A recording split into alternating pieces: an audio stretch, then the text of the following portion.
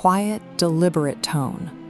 We tend to think of abandoned buildings as empty spaces, shells of timber and stone slowly decaying into nothing. But certain places do not empty out. Instead, they exist in a state of suspended anticipation. They retain something, and they wait.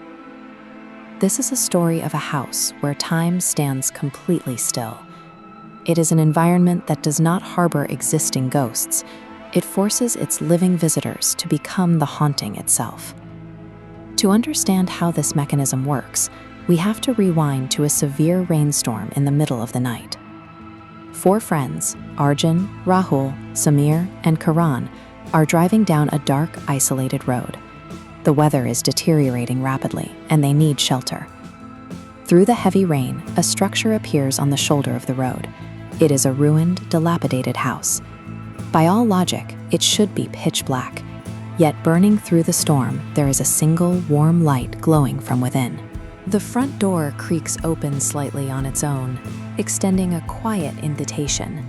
The 4 men step out of the storm and cross the threshold.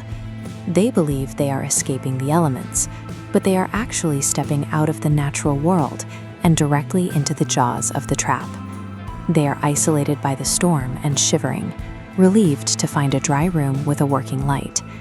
That combination of vulnerability and a false sense of safety provides the leverage the house needs to begin its sequence. The trap initiates the moment they are fully inside. The heavy wooden front door suddenly slams shut behind them. There is no draft. The air inside the room is entirely still. Then, the environment presents its first physical anomaly. A broken, stationary wall clock abruptly starts to tick. The ticking confirms the house has initiated its own internal timeline, running exclusively for the 4 men inside. By activating its own internal rhythm, it completely severs the interior of the living room from the natural timeline continuing outside in the rain. With the temporal borders sealed, the house begins its auditory breach. From the entirely empty floor directly above them, the distinct, heavy sound of phantom footsteps begins pacing across the floorboards. Panic finally sets in. Rahul urges the group to leave immediately. They grab the handle of the front door, pulling and twisting, but the wood refuses to budge. The entrance is completely fused shut. The house systematically strips away the logic of their world, wind, time, and sound, to dismantle their composure before it moves in for the final strike. With no way out, Arjun scans the locked room. His eyes land on a single vintage photograph framed on the wall.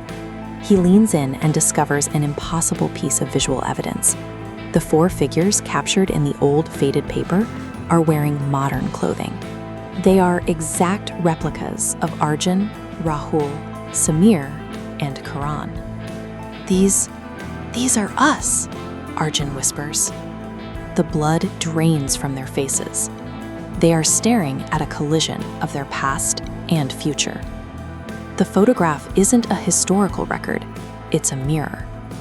The ticking of the clock violently accelerates into a frantic blur. The air pressure drops, and a disembodied voice echoes through the sealed room. Every time you come here, and every time you stay right here. From the top of the stairs, 4 shadow entities begin their descent. Stepping into the light, their faces are identical to the friends. But where their eyes should be, there are only solid, pitch-black voids. Arjun screams out in pure denial, declaring that it's only a nightmare.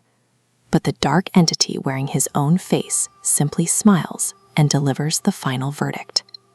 Now, you will stay here. To enter this house is to be condemned to inhabit the very shadows that hunted you. The trap snaps shut, resulting in a dark transformation, where the victim and the monster eventually become the same thing. The next morning, the sun rises. Inside the house, there is absolute silence. The single warm light is off. There are no bodies on the floor, no blood, and absolutely no evidence that a struggle ever took place. The 4 friends were not killed. They were woven into the fabric of the house. They are now the resident entities, bound permanently to the dark corners and the floorboards. The living room looks exactly as it did before the storm, with one minor update.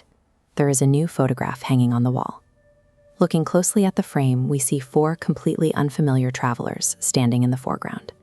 And looming directly behind them in the dark, staring out with solid black eyes, are the corrupted faces of Arjun, Rahul, Samir, and Karan. The mechanism has fully reset itself. Its energy is replenished entirely by the assimilation of the group. Now, the house sits in complete silence, actively waiting for the sky to darken, the rain to fall, and the next set of headlights to pull off the road. Certain places are never truly empty. They merely exist in a perpetual state of waiting. The loop functions as a self-sustaining machine. The terror experienced by one group becomes the catalyst that ensnares the next.